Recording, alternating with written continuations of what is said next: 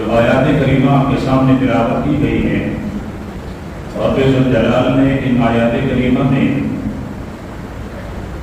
معاشرے کے اندر حسن اور خوبی پیدا کرنے کے لیے کچھ اصول، ضابطے اور خوبیاں ذکر فرمائی ہیں کہ جب وہ معاشرے والوں میں پائی جائیں تو اس سے معاشرہ مزین ہو کر، خوبصورت ہو کر ایک امن والا معاشرہ بنتا ہے۔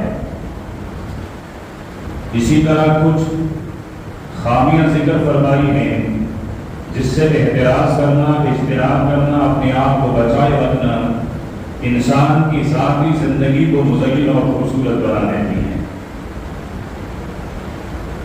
میرا اور آپ اور ہر مسلمان کا یہ ایمان اور عقیدہ ہے کہ دنیا کی زندگی عارضی اور فانی زندگی ہے، ختم ہونے والی زندگی ہے۔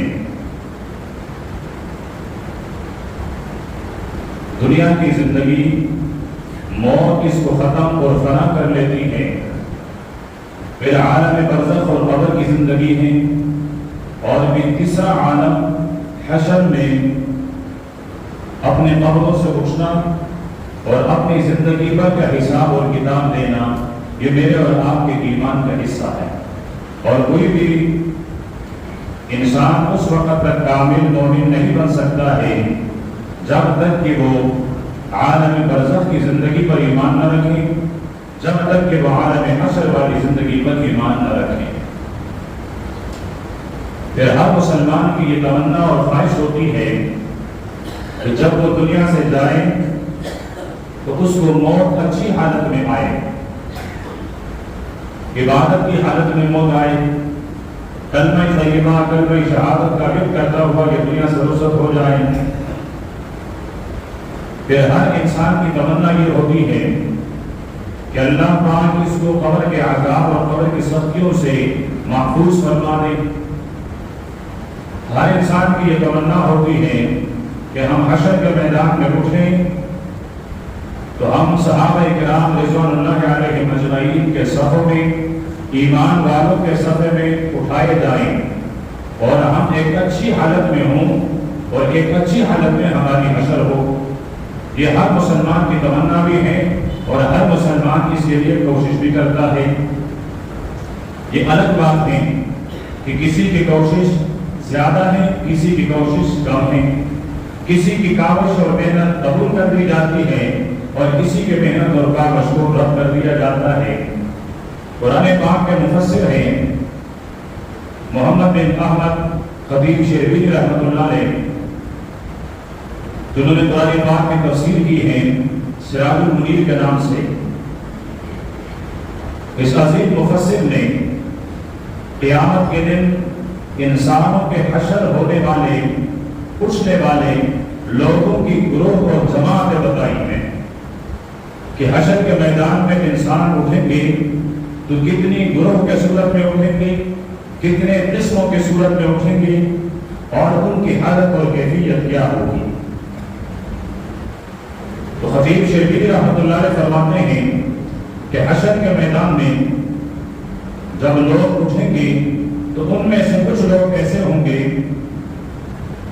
کہ دنیا میں تو وہ انسان تھے، دنیا میں ان کی شکلیں بھی انسانوں جیسی تھی اور دنیا میں وہ انسانوں کے صفوں کے اندر رہا کرتے تھے، انسانوں کے معاشرے میں ان کی رہائش تھی، لیکن حشر کے میدان میں جب اللہ کے دربار میں کھڑے کیے جائیں گے تو ان کی شکل انسانوں کی نہیں بلکہ ان کی شکل بندروں کی ہوگی۔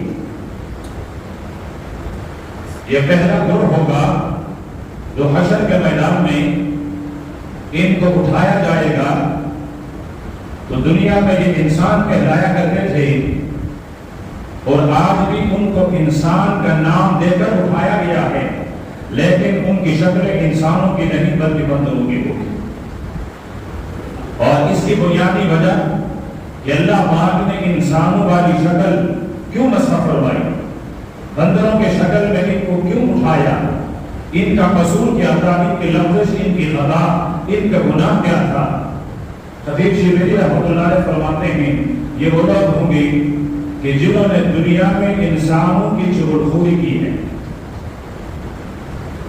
चुगलखोरी किसको कहते हैं? एक आदमी से बात उठाएं, दूसरे आदमी तक पहुंचाएं, दूसरे आदमी की बात उठाएं, पहले वाले तक पहुंचाएं, और मकसद इन दोनों के दरमियान ताल्लुकात को खराब करना, इन दोनों के दरमियान बदइतिमादी पैदा करना, इन दोनों के दरमियान नफरत पैदा करना, इनके आपस का ताल्लुक खत्म करना। तो फरमाया ये चुगलखोर इंसान, ये चुगली करने वाला इंसान जब हशर के मैदान में उठेगा तो इंसान की सूरत लेकर नहीं, बंदर की सूरत लेकर उठेगा। आप देखिए मुआशरे में चुगलखोरी कितना आम है। हम और आप देखें, क्या मेरी और आपकी जिंदगी चुगलखोरी से महफूज और महफूज है? हम खुद दिन में कितनी दफा चुगलियां खा लेते हैं, चुगलियां कर लेते हैं, जबकि इतना बड़ा गुनाह कि क़यामत के दिन इंसानों की शक्ल वो मसा होकर वो बंदरों की शक्ल में उनको उठाया जाता है। अब दुनिया में अगर किसी इंसान उसका चेहरा तब्दील हो जाए,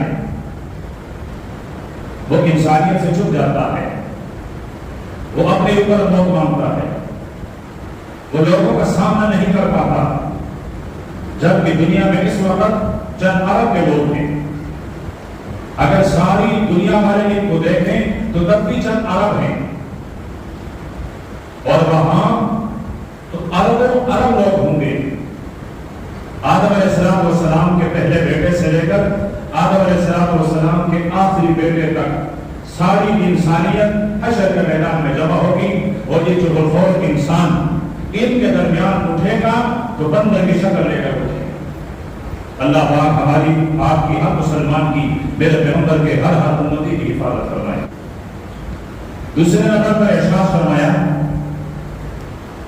कि हशर के मैदान में जो दूसरी किस्म होंगी, जो लोग उठेंगे, दुनिया में इन्होंने इंसानों के साथ जिंदगी गुजारी है, इंसानों के मुआशरे में रहे हैं, इनकी मुआशरत इंसानों की थी, लेकिन हशर के मैदान में जब इनको उठाया जाएगा तो इनकी शक्ल सूरत खिंजीरों की होगी।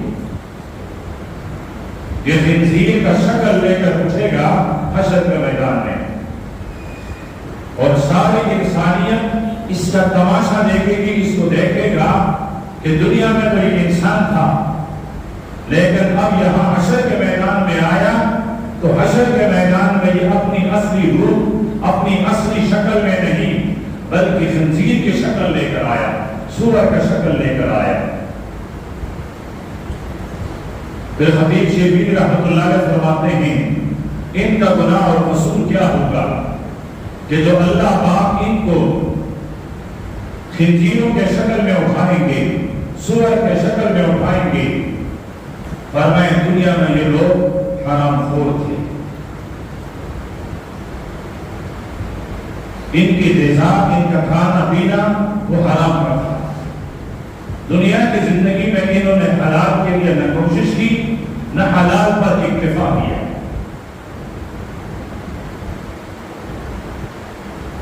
और इनका कहना यह था कि हलाल का तो पूरा ही नहीं होता, हलाल का तो जमा ही नहीं होता, हलाल में तो इतने सारे चीजें बनती नहीं है, हम तो मजबूर हैं इसलिए हराम की तरफ चल पड़ते हैं।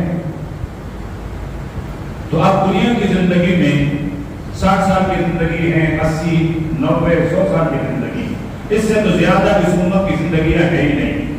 ज्यादा से ज्यादा 100 साल की जिंदगी, 100 साल में इसने यहां दुनिया में हराम खाया, लेकिन एक वक्त मौत आई, खबर में चला गया, खबर में भी इनको सजा मिली, और हशर के बाद भी सजा मिलेगी। ये तो सिर्फ हशर के मैदान में उठने की सजा है, बाकी हिसाब किताब और जहन्नम में जाना वो तो अलग है। अब यहां अल्लाह पाक ने इनको इसलिए सूअर के शक्ल में उठाया कि दुनिया में इनका पैसा हरामखोरी था, हराम खाना था। और ये इतना बड़ा हुक्म है कि अल्लाह पाक ने अपने रसूलों को खिताब करते हुए इरशाद फरमाया, या अय्युहर रसूल कुलू मिनत तय्यिबात, اے میرے پیغمبروں، اے میرے نبیوں، اے میرے رسولوں، اے میرے قاصدوں، اے میرے پیغام لے جانے والوں، میں اللہ تمہیں حکم دیتا ہوں، میں تمہیں پابند بناتا ہوں کہ کلوا من الطیبات، کھاؤ تو پاکیزہ، حلال کھاؤ، حلال، ورنہ نبی، رسول اور پیغمبر حلال کے بجائے حرام کو درکنار، وہ چیز جس میں شبہ ہو اس کا بھی استعمال نہیں کرتے۔ لیکن مجھے اور آپ کو سمجھانے کے لیے اللہ پاک نے خطاب نبیوں سے فرمایا کہ جب میں اپنے نبیوں کو پابند بناتا ہوں حلال اور طیب اور پاکیزہ کا، تو تم تو بطریق اولا حلال کے پابند ہو۔ حضرت حسن رضی اللہ تعالیٰ عنہ آپ صلی اللہ علیہ وسلم کے ساتھ جا رہے ہیں، چھوٹے سے بچے ہیں، بیت المال میں سے کھجور اٹھائی، منہ میں رکھا، پیچھے پیچھے چل رہے ہیں، اللہ کے پیارے پیغمبر نے دیکھا نہیں۔ آپ دیکھیں اگر میرے پیغمبر کو جو ہوا ہے، جو ہو رہا ہے، جو ہوگا، اس کا علم ہوتا تو اپنا نواسا خود کھجور اٹھاتا ہے تو پتہ چل جاتا نا، لیکن میرے پیغمبر کو پتہ نہیں چلا، اس لیے کہ اس طرح کا علم صرف عرش والے خدا کا خاصہ ہے۔ آپ صلی اللہ علیہ وسلم نے چند قدم کے بعد دیکھا، فرمایا بیٹے تمہارے منہ میں کیا ہے؟ عرض کرنے لگے نانا یہ میں نے وہاں سے کھجور اٹھائی تھی۔ فرمایا بالکل تھوکو۔ پھر آپ نے دونوں انگلیوں سے اس کے منہ مبارک سے وہ کھجور پھینکی، پھر اسے فرمایا تھوکو۔ کئی بار اسے تھوکا تاکہ اس کا ذائقہ اندر نہ چلا جائے، اور پھر آپ نے ارشاد فرمایا بیٹے یہ بیت المال زکات کا مال ہے، یہ ہم بنو ہاشم کے لیے جائز نہیں ہے۔ ایک ہی تو کھجور تھی، لیکن اللہ کے پیارے پیغمبر نے وہ بھی اس کی زبان سے نکلوائی۔ حضرت ابو بکر رضی اللہ تعالیٰ عنہ خادم ایک دفعہ کچھ لے کر آیا، انہوں نے پوچھا نہیں، کھایا۔ خادم عرض کرنے لگا حضرت آپ ہمیشہ پوچھتے ہیں، آج آپ نے نہیں پوچھا۔ فرمایا ہاں بتاؤ کہاں سے لے کر آئے؟ خادم کہنے لگے بے زمانے جاہلیت میں کہانت کیا کرتا تھا، لوگوں کا قسمت معلوم کیا کرتا تھا،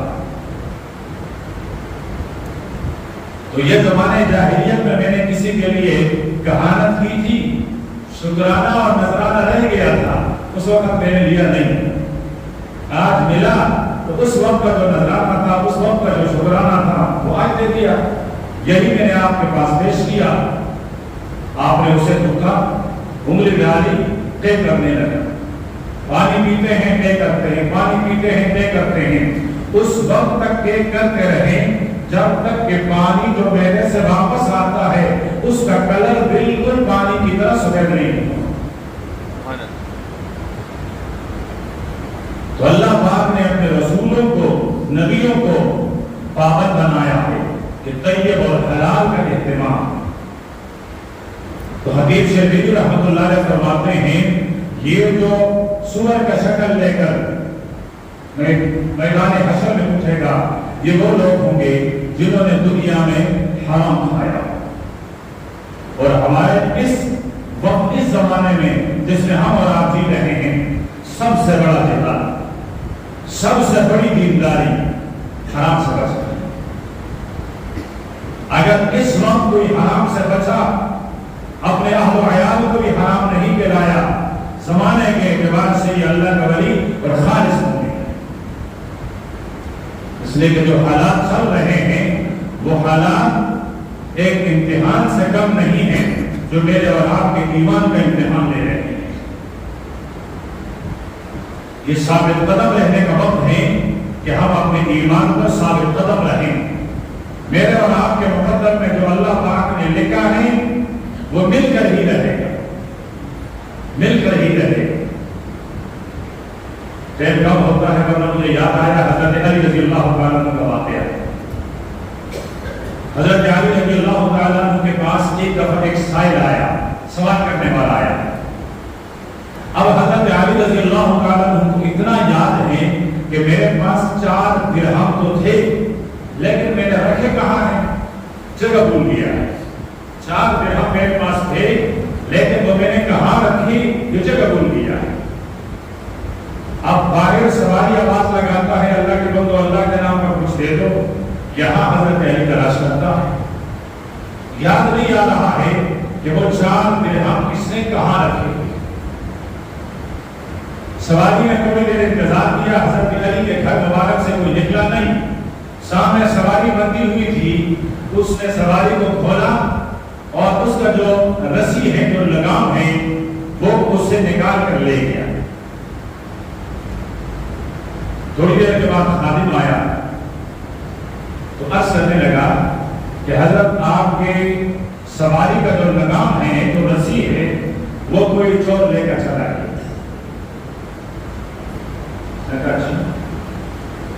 تھوڑی دیر کے بعد حضرت علی رضی اللہ عنہ کو یاد آیا کہ 4 درہم میں نے کہاں رکھے تھے۔ وہاں سے وہ 4 درہم اٹھائے اور اپنے نوکر کو دے کر کہا، خادم کو دے کر کہا جاؤ اس کی وہ لگام اور وہ رسی خرید کر لے آؤ۔ یہ بازار میں چلا گیا لگام خریدنے کے لیے، دیکھا کہ وہی آدمی بازار میں کھڑا رسی بیچ رہا ہے۔ اس نے کہا کتنے کا بیچو گے؟ اس نے کہا 4 درہم۔ خادم نے وہ 4 درہم دیے، لگام خریدی، واپس آ کر مسکراتا ہوا کہ حضرت یہ 4 درہم میں خرید کر آیا ہوں لیکن وہی لگام خرید کر آیا ہوں جو ہماری سواری کا تھا اور کسی نے چلایا تھا۔ حضرت علی رضی اللہ عنہ مسکرا کر فرمانے لگے یہ وہی سائل ہے جو تھوڑی دیر پہلے دروازے پر آیا تھا، لیکن اگر یہ صبر کرتا تو 4 درہم اس کو حلال کے مل جاتے۔ میں نے تو ارادہ 4 درہم دینے کا کیا تھا لیکن ڈھونڈ رہا تھا، تلاش کر رہا تھا، مجھے مل نہیں رہے تھے۔ اس نے صبر نہیں کیا، اس نے میری سواری کی لگام چرائی اور آپ نے اس سے جا کر خریدا۔ 4 درہم پھر اس کو مل گئے اور وہی مل گئی جو میں دینا چاہتا تھا، لیکن حلال طریقے سے نہیں، اس کو وہ ملے حرام طریقے سے۔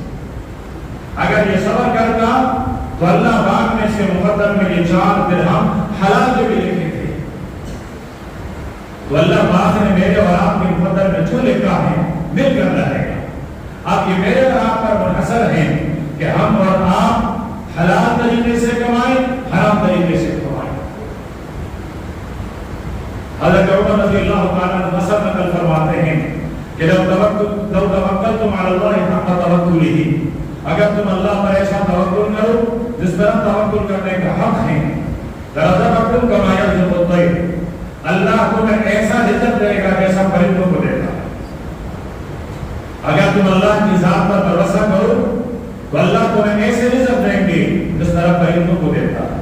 کس طرح دیتے ہیں؟ تغدو خماصا وتروح بطانا، وہ صبح نکلتی ہیں اس کا پیٹ خالی ہوتا ہے لیکن شام کو واپس آتا ہے پیٹ بھرا ہوا ہوتا ہے۔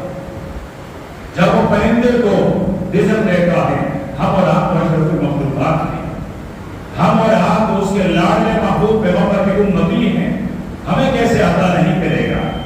اب یہ میرے اور آپ پر ہے کہ ہم اپنے رزق کو کس طریقے پر حاصل کریں۔ تیسرے نمبر پر خطیب شربینی رحمۃ اللہ علیہ فرماتے ہیں کچھ لوگ حشر کے میدان میں اٹھیں گے، چلنا شروع کریں گے تو وہ الٹے چلیں گے، پاؤں اوپر ہیں سب نیچے ہیں اور اس طرح جا رہے ہیں، چل رہے ہیں، پاؤں کو اٹھا کر آسمان کی طرف اور ہاتھ زمین پر رکھ کر سر لگاتا ہوا دیکھتے ہوئے چلیں گے۔ اور میں تیسرا گروہ حشر کے میدان میں اٹھنے والے ان جیسے انسانوں کا ہوگا۔ پھر خطیب شربینی رحمۃ اللہ علیہ فرماتے ہیں یہ وہ لوگ ہوں گے جنہوں نے دنیا میں سود کھایا، سود کا کاروبار کیا۔ اللہ کے پیارے پیغمبر نے ارشاد فرمایا سود دینے والا، سود لینے والا، سود لکھنے والا، سود کے معاملے میں گواہ بننے والا، سود کے لیے سہولت کار بننے والا، سب کے سب جہنمی ہیں۔ یہ معاشرے کا سب سے بڑا ناسور، سب سے بڑا ناسور۔ اللہ پاک فرماتے ہیں اگر تم سودی کاروبار کرو گے تو فَأْذَنُوا بِحَرْبٍ مِّنَ اللَّهِ وَرَسُولِهِ، پھر اللہ اور اللہ کے رسول کی جنگ کے لیے تیار ہو جاؤ۔ تو سودی کاروبار اللہ پاک کو جنگ کے لیے بلانا ہے۔ اب کہاں انسان کہاں اللہ سے جنگ اور مقابلہ کر لے؟ اور اللہ کے پیارے پیغمبر نے ارشاد فرمایا قیامت کی علامات میں سے ایک علامت یہ بھی ہے کہ سود عام ہو جائے گا، یہاں تک کہ سود کے بخارات وہ ہر انسان تک پہنچیں گے۔ اب ہر انسان تک پہنچ رہا ہے۔ ہمارے جتنے بھی بینک ہیں، خواہ ان کا نام انگریزی ہے خواہ ان کا نام اسلامی ہے، سودی کاروبار سے پاک نہیں ہے۔ کوئی بھی اس کو نام دیا جائے لیکن وہ سودی معاملات اور سودی کاروبار سے پاک نہیں ہے۔ ہم اور آپ انہی بینکوں سے کچھ لیتے ہیں تو وہ سود کے معاملات پر چلنے والے ہم بھی ان کے ساتھ معاون ہو گئے، وہ بخارات ہم تک بھی پہنچ گئے۔ اب دیکھا جائے اس وقت ہمارے بادشاہوں نے، ہمارے حکمرانوں نے اپنی عیاشی کے لیے جتنے قرضے لیے ہیں وہ قرضے کم ہیں اور اس پر چڑھا ہوا سود زیادہ ہے۔ یہ جملہ میں نے بالکل حواس اور حواس کے ساتھ استعمال کیا کہ حکمرانوں نے اپنی عیاشی کے لیے، اگر یہ قرضے میرا اور آپ کے لیے لیے ہوئے ہوتے آج میرا ملک ڈوب نہ رہا ہوگا، ملک پر لگا ہوا ہوتا یہ پیسہ۔ آج 80% ملک کا حصہ زیر آب ہے، پانی کے نیچے ہے۔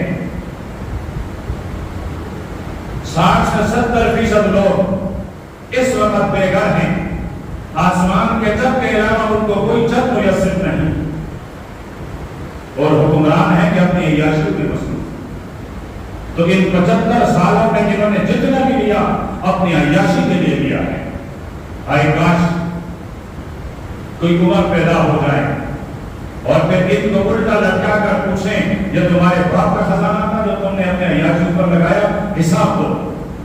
لیکن کاش کوئی عمر پیدا ہو جائے۔ یہ ہماری آرمان ہیں اور ان آرمان کو لے کر شاید ہم قبر تک پہنچیں گے۔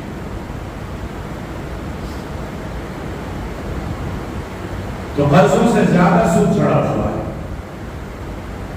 اور پھر ملک میں بھی سودی نظام چل رہا ہے، بلکہ ہمارا گورنمنٹ سودی نظام کے لیے وکالت کر رہا ہے، سودی نظام کے لیے وکیل بن رہی ہے۔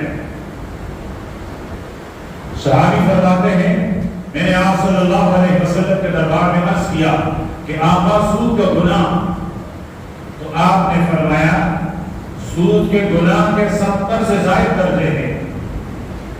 عربی میں 70 کا لفظ 70 کا لفظ کثرت کے لیے استعمال ہوتا ہے، بہت سارے درجات ہیں سود کے گناہ کا، لیکن فرمایا ان میں سب سے کم ترین درجہ کہ کوئی آدمی اپنی ماں کے ساتھ نکاح کر لے، کوئی اپنی ماں کے ساتھ نکاح کر لے، ہو جاتا ہے ماں کے ساتھ نکاح۔ یہ میرے پیغمبر کے وہ مہذب ترین الفاظ ہیں کہ آپ نے فرمایا کہ وہ اپنی ماں کے ساتھ نکاح کرے۔ یہ سب سے کم ترین درجہ ہے سود کا۔ اب 70 درجے تو اس سے زیادہ ہیں، وہ گناہ کتنا بڑا ہوگا۔ تو فرمایا حشر کے میدان میں یہ سود خور، یہ الٹا اس سے حشر ہوگا، الٹا چلے گا۔ کیوں؟ اس لیے کہ دنیا میں بھی یہ الٹا کرتا رہا۔ جب قرآن پاک نے سود کی حرمت کو ذکر کیا تو عرب کے مشرک بھی کہنے لگے کیا فرق ہے دونوں میں؟ تجارت میں بھی کا مال بڑھتا ہے، سود میں بھی کا مال بڑھتا ہے، دونوں میں تو کوئی فرق نہیں۔ تجارت بھی اس لیے کی جاتی ہے کہ مال کے اندر بڑھوتری آئے، مال زیادہ ہو جائے، اور سود بھی اسی لیے کیا جاتا ہے کہ مال زیادہ ہو جائے۔ دونوں کے اندر فرق کیا ہے؟ تو قرآن پاک نے ارشاد فرمایا احل اللہ البیع وحرم الربا، اللہ پاک نے تجارت کو تو حلال کر رکھا ہے اور سود اور ربا کو اللہ پاک نے حرام کر رکھا ہے۔